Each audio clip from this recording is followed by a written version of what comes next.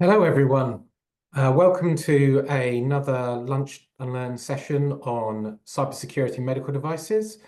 Thank you for joining us. We aim for these sessions to be short enough so you can watch it during your lunch break. I'm Alan Parkinson, one of your co-hosts. I've got 25 years software engineering experience, and I'm really interested in how software engineering doesn't have to be inefficient or boring when it's working in regulated industries. And I'm joined by my co-host, Dr. Heather Carey-Skinner.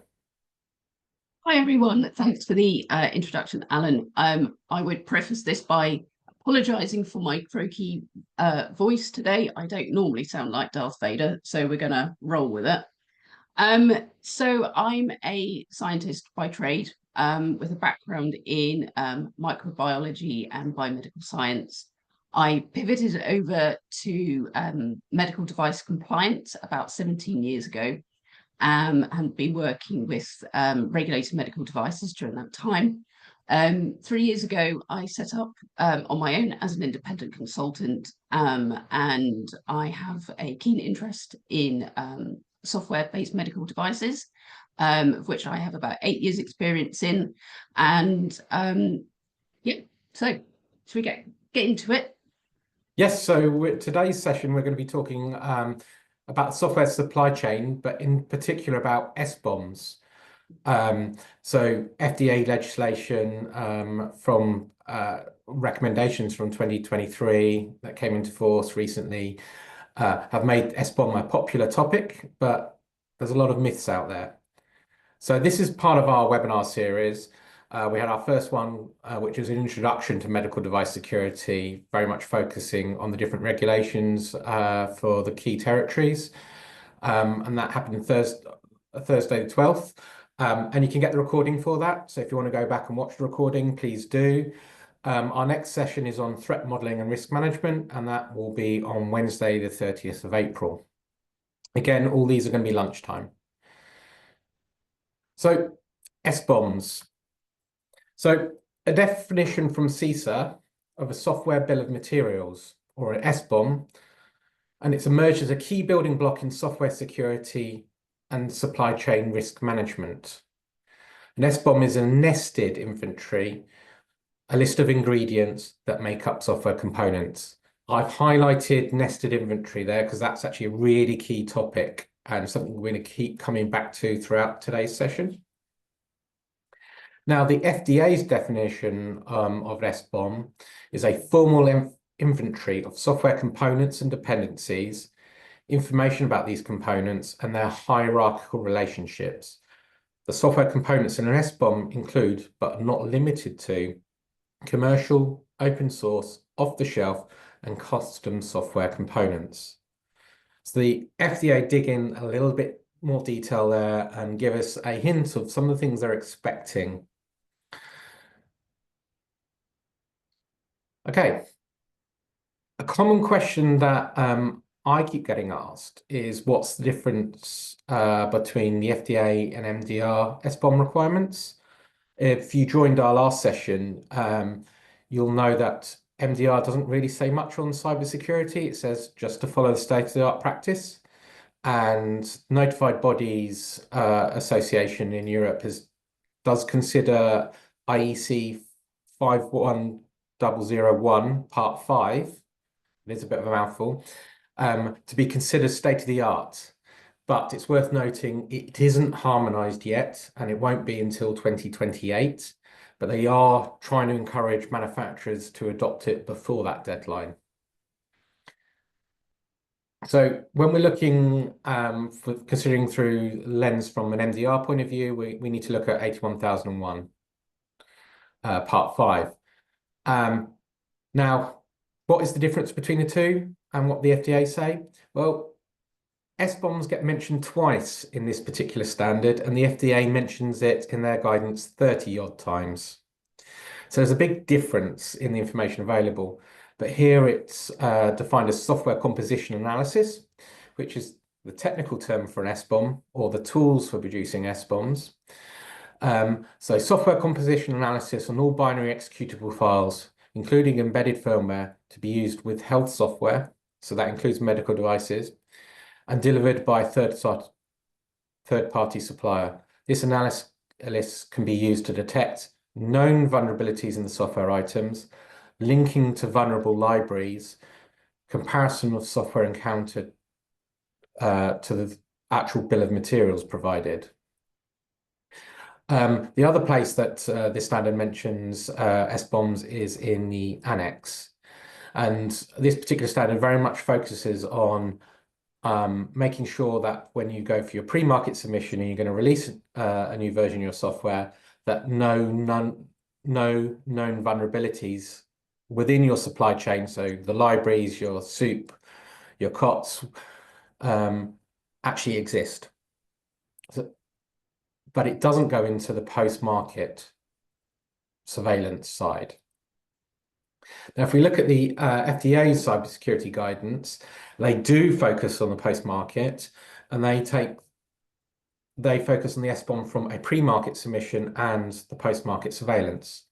So the first requirement is traceability between an asset, so that's a software item in your software architecture, to an SBOM component, proprietary and third-party code when appropriate.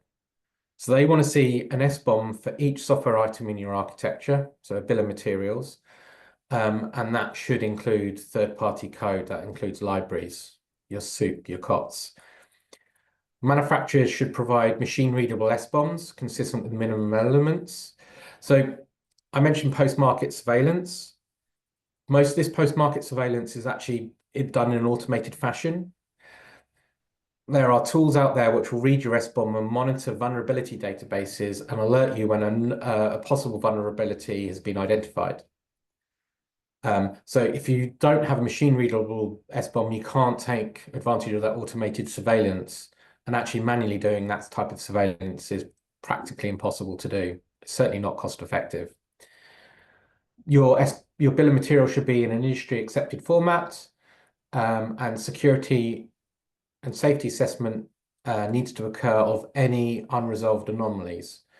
So if you take your bill of materials and search the vulnerability databases, any vulnerabilities that come back, you need to analyze to decide whether they present a security. Essentially, they can be exploited. So represent a security, and that security issue could lead to a threat, essentially. And you've got to analyze and present that as a document. Manufacturers should provide or make SBOM information to users on a continuous basis. So one of the ideas of this, and this is what also 81001 Part 5 focuses on, is that you provide your SBOM to your customers. And then your customers can monitor those SBOMs to understand their cybersecurity risk. You still have a responsibility as a manufacturer for patching and releasing security updates, but also customers like to know what is their cybersecurity risk, and they can use your software bill of materials to do that. So actually the difference between SOUP and SBOMs, you're probably getting a hint there's quite a big overlap, but there are some key differences. And I'm going to let Heather guide us through SOUP. So 6304 defines SOUP as software that's already developed and generally available, and that has not been developed for the purpose of being incorporated into a medical device, also known as off-the-shelf. Or it's a software item previously developed for which adequate records of the development processes are not available.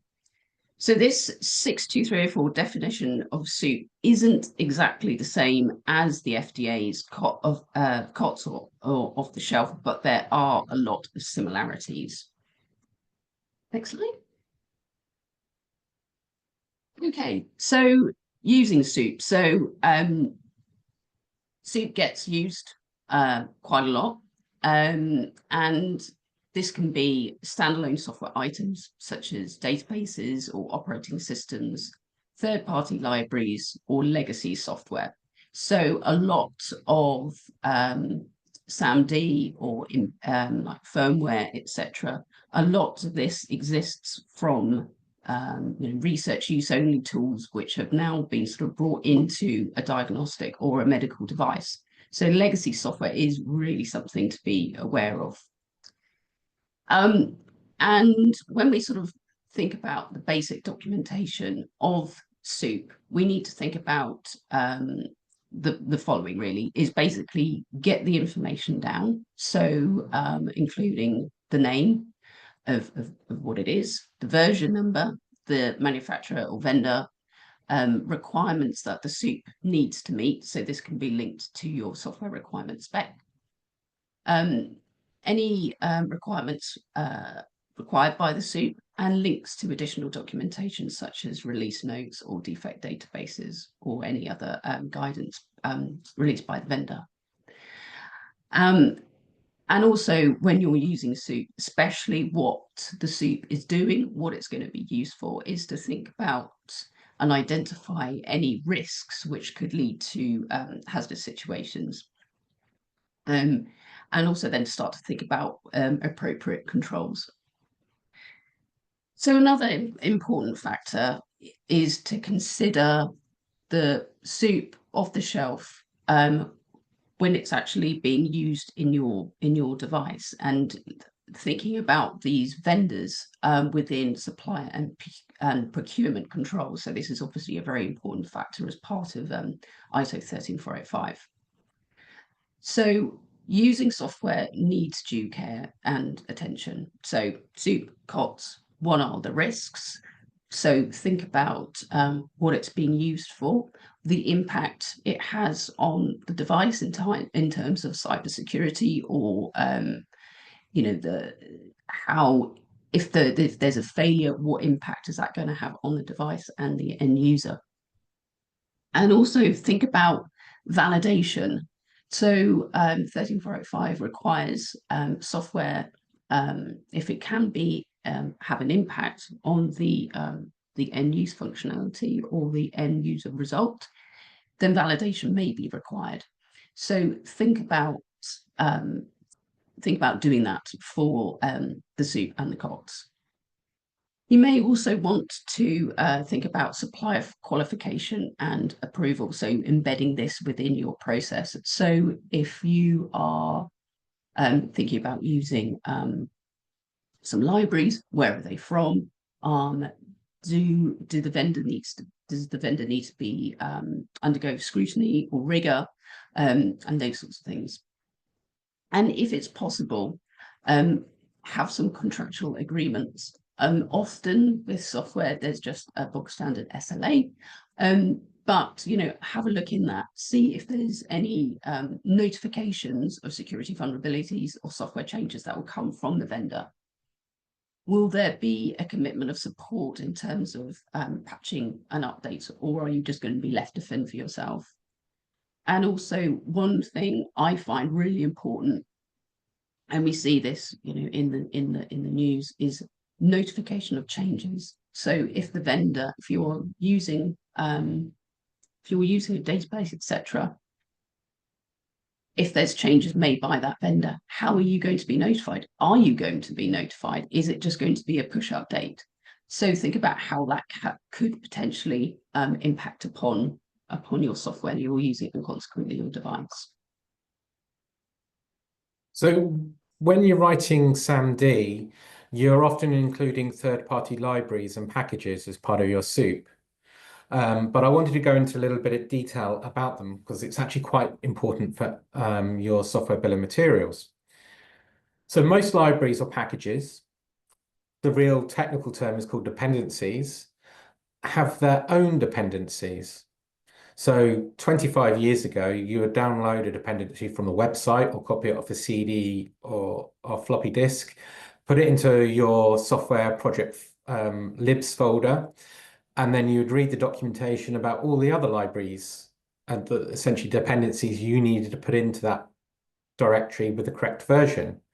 And you'd either store it with your code or have to recreate it every time you set up a new development machine. And you'd end up in what, certainly on Windows, was called DLL hell. Actually getting that right combination could actually sometimes be really difficult. And getting it right in production could be even worse. But nowadays, most programming languages have a package manager. And the concept of a packet manager is it uses some metadata, so usually a text file describing, having a list of what libraries, your dependencies you want, and what version for each one. And what that'll do is go away, download it from a central repository at that version, or tell you if it can't find that version. Then it will look at the metadata for that package's dependencies, and then will install all of those from the central repository. And it will do this recursively. So dependency, you could have one library and it can have another 10, 30, 50 dependencies. And some of those dependencies could have another 10, 20, or 30 dependencies. So you can actually end up with quite a lot of third-party libraries involved. And this is where, going back to the FDA's definition of a SBOM, and they need it to be a nested inventory. So here's just a list of a few common package management tools that you may recognize that your teams are using. Certainly you can go and ask your software developers, but if they're not using package management tool, I highly recommend doing that. Typically that would be a C or a C++ project. That's certainly been around for quite some time, but there are now package management tools available for those. So actually getting on to what the key difference is. SBOMs are focused on security, and SOUP is more about risk and safety.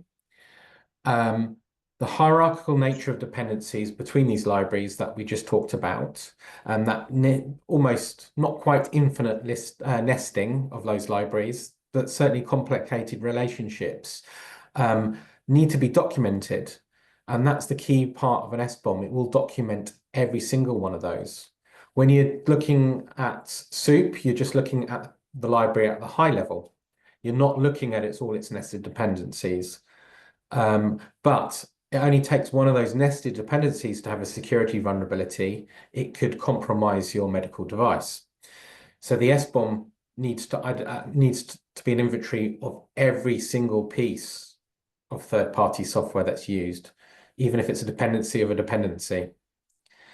Another interesting part is what information is recorded. SBOMs will use a unique identifier for identifying software, so it can look up the vulnerabilities about it. And these are known as a PURL or a CPE or SWID. Essentially, there's 3 different types. And they're used in conjunction with the name, version, and manufacturer, because those 3 properties on their own cannot provide a reliable database lookup.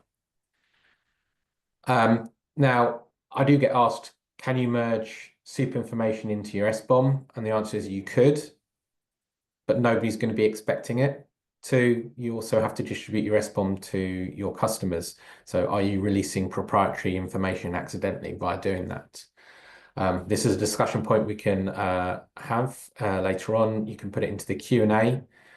Any questions we'll be answering at the end, so you can just put it into the webinar Q&A panel and we'll get to them.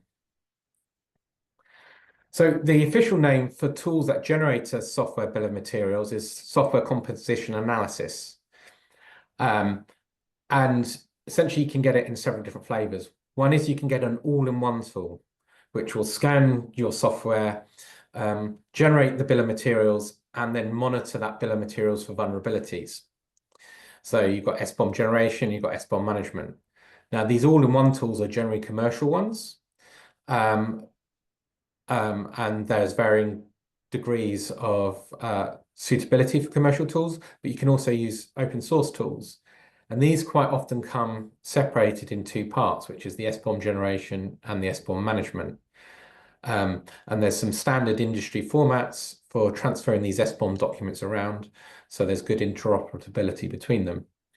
So the SBOM generation usually works by either scanning a binary file, your source code, and identifying those metadata about your packages. And then for using that metadata from the package management system, it can generate the bill of materials.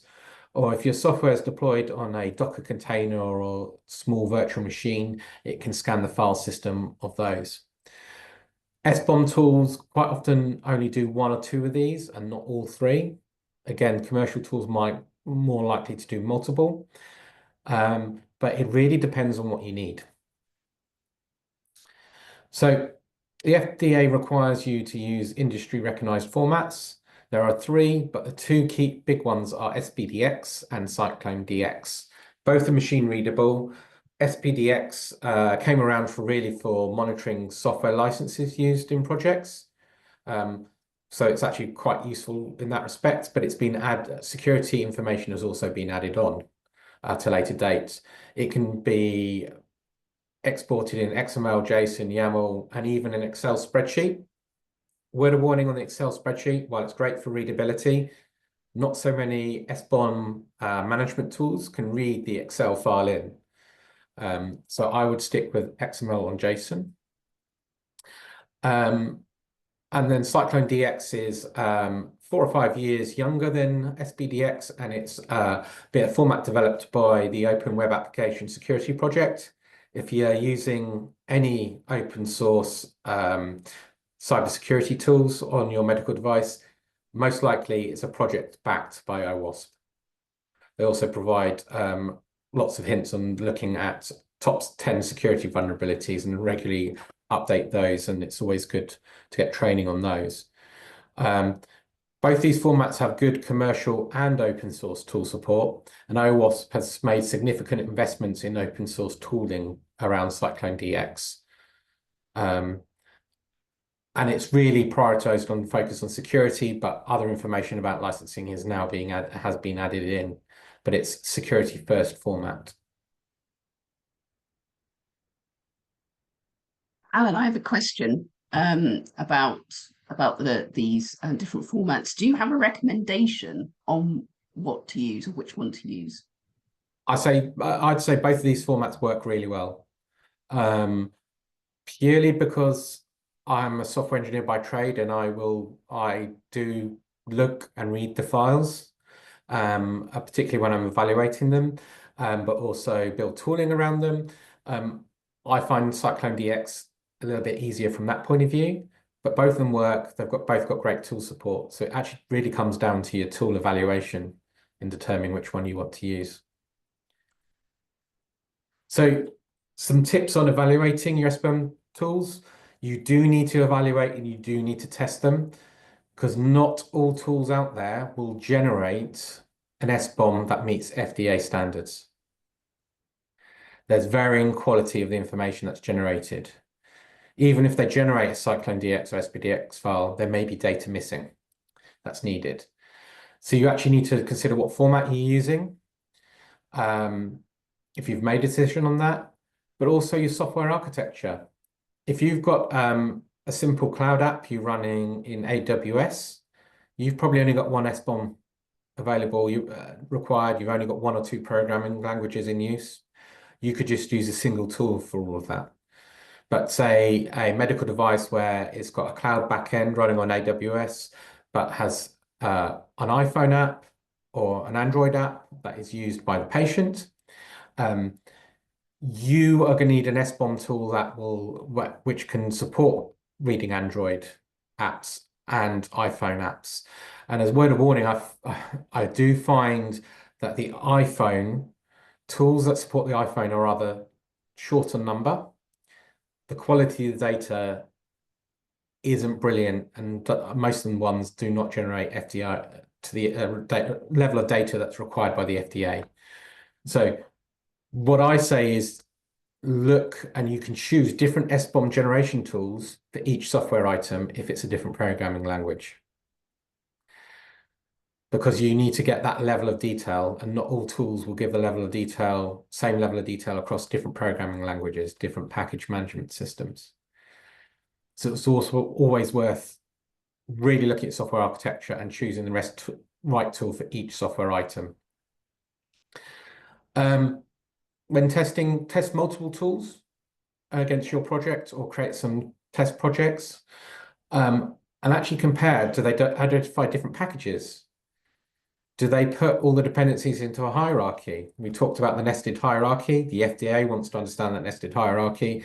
And when you're doing surveillance, that hierarchy is actually quite important for you to help with your analysis. Now, with those SBOMs that are generated, do different vulnerabilities get reported between the different tools? Because they all can work in different ways. Are they missing information? Is their information not quite accurate? And then the next bit is, do they meet the N-tier minimum elements, which we saw was an FDA requirement? And this can be boiled down to, for each library, doesn't matter on its level of hierarchy, does it have its component name, its supplier name, and version? Okay, we've got those from our soup, but they should be in our SBOM as well, our bill of materials. And then that unique identifier that's used for the automated lookup of vulnerabilities. Does it show the dependency relationships? Also, you need to record the author and the creation timestamp of the SBOM document. We've already covered that it should be machine readable, but also it's recommended that automatic generation of a software bill of materials, while it is easy to create one while it is possible to create one by hand, does it produce good results with the vulnerability tools? It's something you'd have to test, and you need to do this for every release. And then again, another requirement is, do you have that hierarchy in the file? Something we're already talked about. What it is good to do is actually come up with your post-market surveillance strategy around your software bill of materials and monitoring third-party libraries. At the same time, you're evaluating tools to do your pre-market submission. Partly because that monitoring is that biggest consumer of that SBOM file. So if it doesn't work with your monitoring strategy, you're going to need to look at it again. But two, you've got to produce a list of anomalies that remain, so vulnerabilities that are possibly in your soup, and you've got to say why it's safe. You've got to do analysis work on that. It's easier during development to just upgrade a package to remove out all those anomalies than it is to wait until your pre-market submission. So if you actually start doing this right from the start of your project, you can just keep that anomaly list down to 1 or 2, maybe 10 low priority security anomalies. And that'll make your submission so much simpler. Right. So post-market surveillance. This is such a big topic now with medical devices. And it's a very interesting topic to cover in terms of software medical devices. So if we think about the SBOM and vulnerabilities, anomalies, etc., that are found, post-market surveillance element is crucial as these threats, vulnerabilities change and evolve over the lifetime of the device. So any controls that are implemented to look after the anomalies during development, as Alan pointed out, these controls can go out of date quickly. So they will need to be updated. But also when we think about pre-device release, the risk-benefit analysis is conducted. So does that still remain adequate despite all of these vulnerabilities, new vulnerabilities, threats, etc., that are found during post-market surveillance? So the MDGC guidance 2019-16 is about cybersecurity in medical devices. These suggest, this guidance suggests to include the following within PMS activities for cybersecurity. So operation of the device in its intended environment, sharing and dissemination of cybersecurity information, vulnerability remediation, obviously, and incident response. But interestingly, there is no specific mention of SBOMs and how they can be leveraged. Next slide.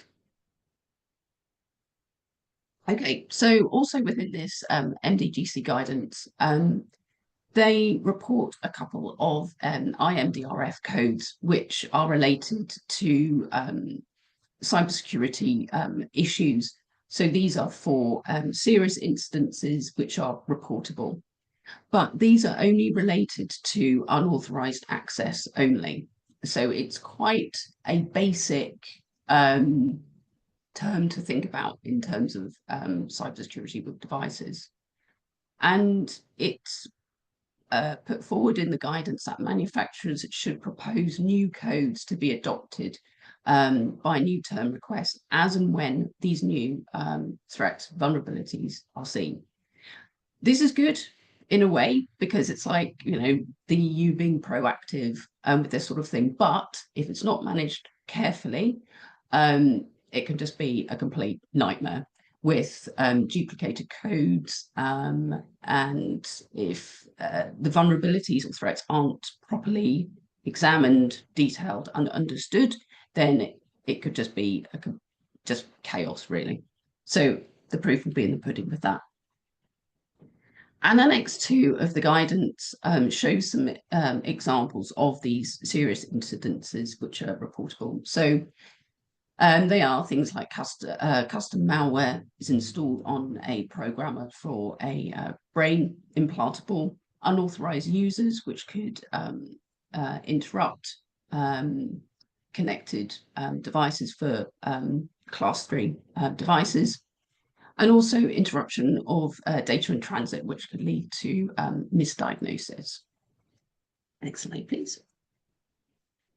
So at a practical level, how do manufacturers, what do they need to consider when thinking about post-market surveillance? So obviously thinking about patient and user safety. So if there's a vulnerability found, does it affect the actual sort of use of the device that could impact on the patient?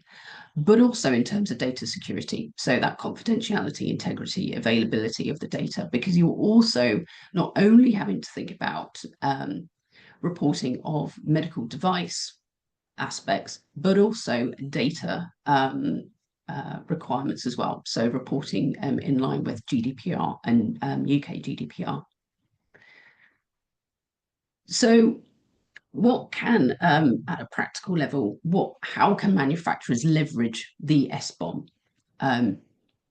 So having the SBOM will implement continuous monitoring of vulnerabilities in third-party software. So looking at the National Vulnerability Database, as well as GitHub security advisories. You can also leverage this software composition analysis, so act on the found vulnerabilities, update risk controls, patch management. And also think about how important within legacy devices. It was something I mentioned at the start, but it's only really until you get legacy devices out into the field you really see how it can work. But also licensing compliance, that's very important now. And having a good SBOM will help to ensure that any licenses you have are compliant. And also one interesting topic Alan and I were discussing the other day is about third-party SBOMs and how you can ensure that they are authentic. So that sort of digital signature, and whether that's something you want to have criteria for in-house, or whether it's something that the vendor supplies, it's something to think about. And then also, as there's more digital devices out on the market, have a look at databases such as the FDA MAUDE, where you can track security advisories and recalls. So how do you monitor your SBOM? So SBOM management tools. So you can either run these, or you could use a cloud-based vendor for this. And essentially you upload your SBOM file. So your CycloneDX, your SPDX file, you upload it to the management tool. So in an ideal situation, this would be from your CI/CD pipeline. Setting that up as a step usually takes me on most projects an hour or two to do once you've got your SBOM tool evaluation done. And then what happens is this SBOM management tool periodically checks the vulnerability databases. So Heather's mentioned two of them, the MVD, which is the main one, and GitHub security advisories. Commercial vendors also run their own. And it will check this these databases every 4 hours, 12 hours, or 24 hours. And it will look up the libraries and see if there's any known vulnerabilities have been identified in them for your SBOM. There's a few considerations you need to do when choosing an SBOM tool. And that comes down to, it's got to follow your configuration management system. If you've got a medical device that's cloud-based, as I used as an example earlier, you have one SBOM file probably, and you need to monitor that. And every time you do a new deployment, that's a new version released, but the old version has been retired. So you're just updating the SBOM document. So there's only one to monitor. If you're using GitHub as your software development tool, GitHub has already got this SBOM monitoring functionality in there. GitHub can generate an SBOM for you in the SPDX format, but it also can monitor and alert you to security advisories. So if you've got cloud-based with a single deployment, great, you can use that tool. But if you've got a medical device that is cloud-based, but then has an Android and an iOS, apps on the patient's phone, you've got to think about how long those apps are around, what versions of those apps are around.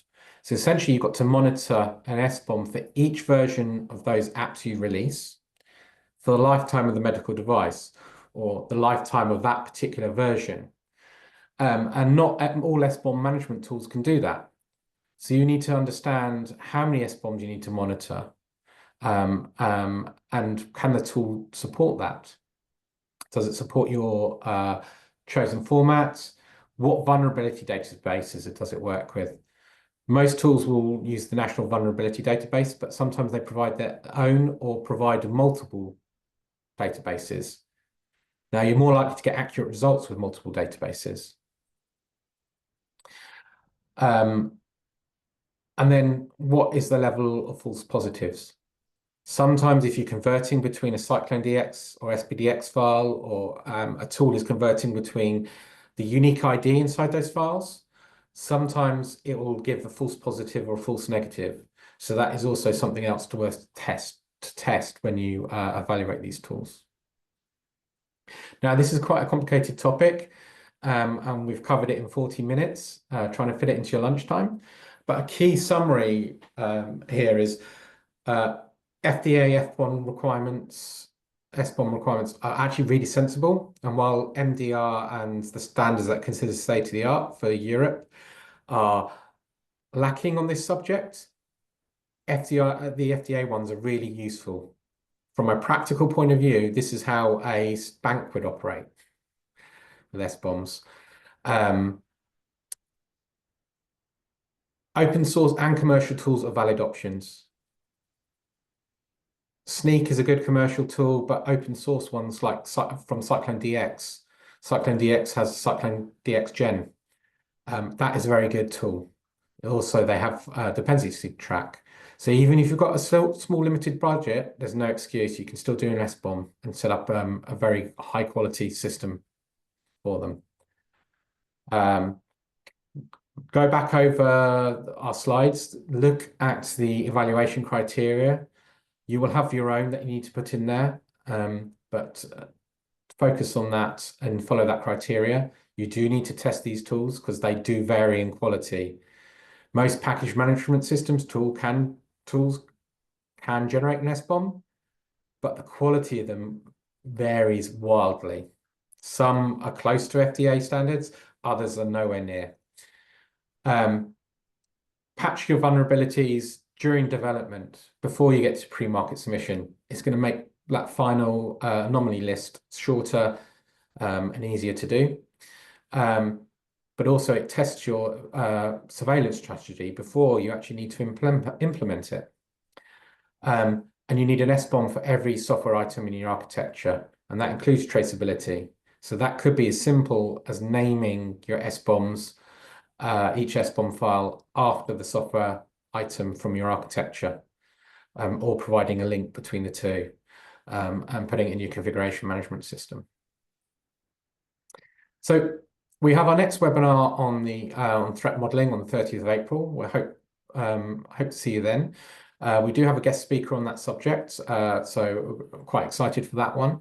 But now's your opportunity to ask any questions you might have about SBOMs that we haven't covered, because it has been a lightning tour. I have a question, and it's something that sort of comes about through my experience working with medical device companies. Is you always get asked within audits and things about what software tools, what level of validation are you doing on your software tools? So in my mind, things like SPDX, Cycling DX, they're like really fundamental within this. So what's your opinion on the level of validation that could or should be done? Um, I'll speak from a practical point of view on the level of validation. Um, there has to be sort of many things that go right for a vulnerability to be found from a vulnerability database. You know, if the library ID isn't the same as what's stored in the database, it's not going to match. And you don't have control over these vulnerability databases, and you can't be expected to have control. One, Mm. you know, the MVDs are done by a federal agency, US federal agency. Others are commercially provided. But what you can do is thoroughly test the SBOM tools that you choose. Now, a lot of people use these vulnerability databases, and a lot of people use some of the key commercial tools and some of the key open source tools. So they get a lot of testing. Um, but it's also worthwhile just running your own tests. So when developing co-author for its SBOM functionality, what we do is we actually build test data sets. So we build test projects importing different that use different package management tools that we're interested in. And we build SBOMs using those, and we will use different SBOM tools on the same project. And then we'll compare the SBOM results and the files that are generated. We'll also then put them into the SBOM management tools and see what vulnerabilities we get. So while there's no pre-validated SBOM tool out there, basic software testing needs to be Yeah. done as part of your evaluation. And I think that's as far as you can practically go. Yeah.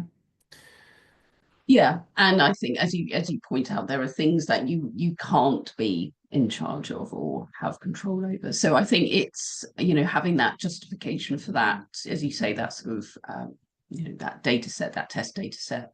No, I think that's a really good way of having that sort of comfort that your chosen SPDX or Cycling DX is actually working as intended.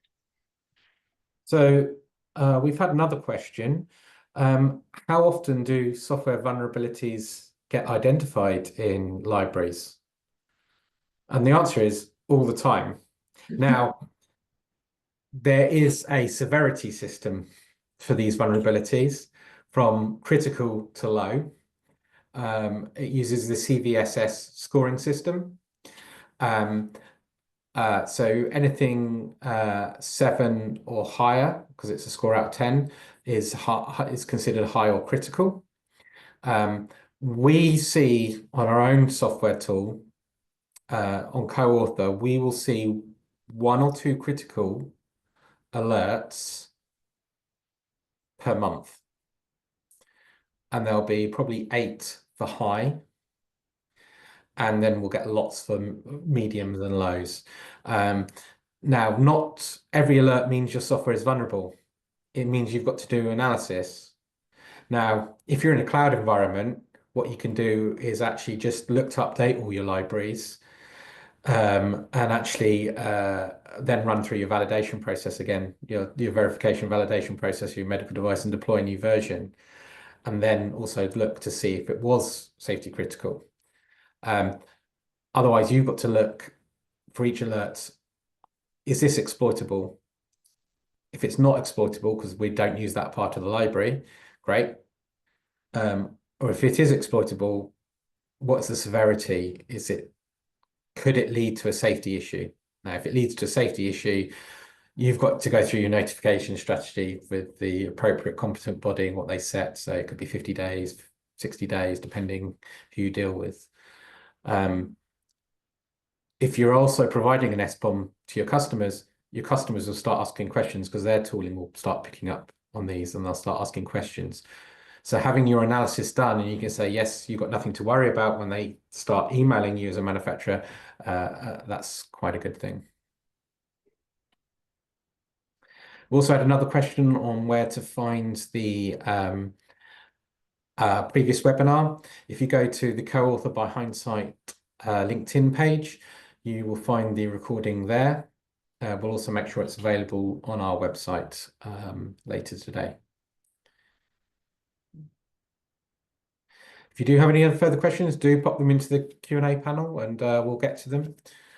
We do want to share our knowledge on this subject. It's something that is new to most medical device manufacturers. Mm.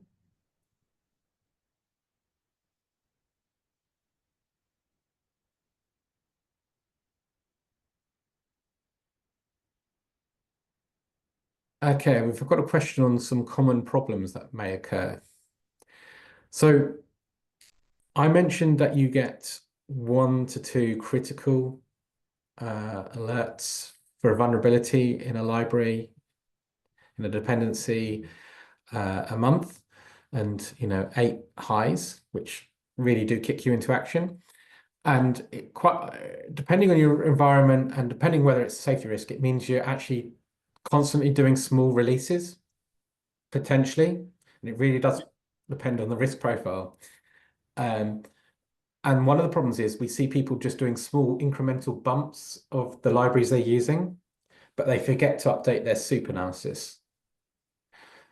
So what we do is we actually include in our soup table that you described earlier, Heather, we actually include the unique ID that's in the SBOM, that the SBOM uses to look up the vulnerability database. And then we'll cross-reference our soup table with the SBOM to make sure we've actually kept everything in sync. We're finding that was so useful, we actually incorporated it as a feature into our compliance assistant co-author.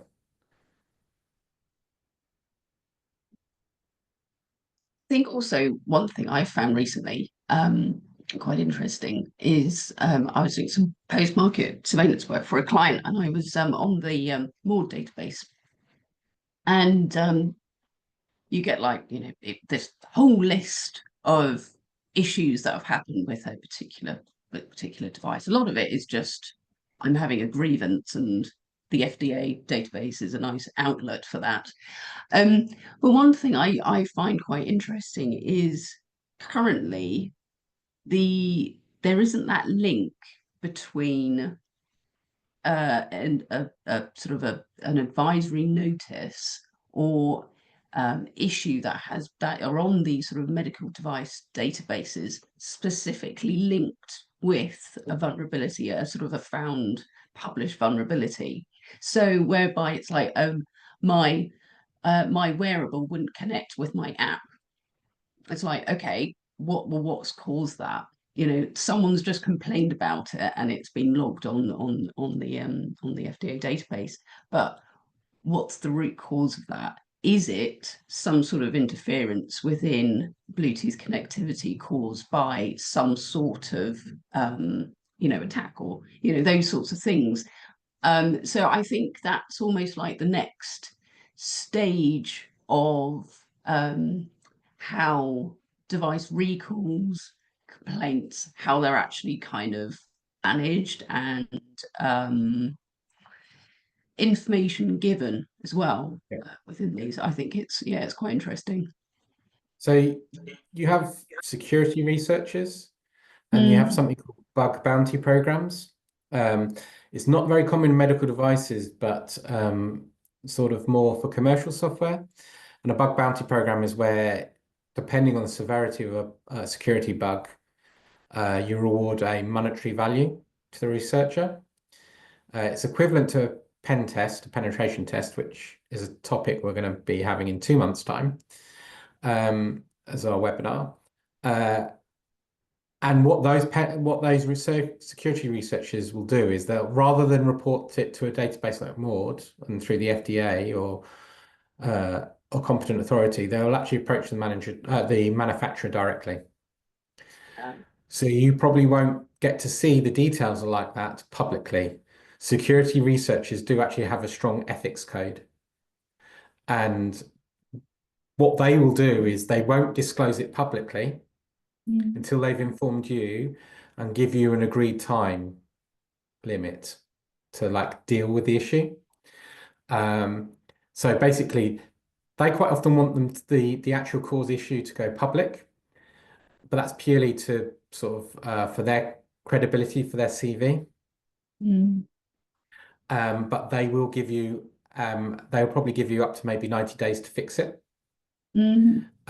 So that's an interesting area, and I think we'll see more security researchers coming into this.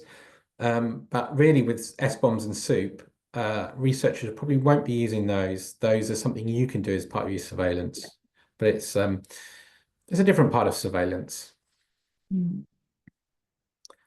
Okay, so we haven't had any more questions, so I'd like to thank everybody for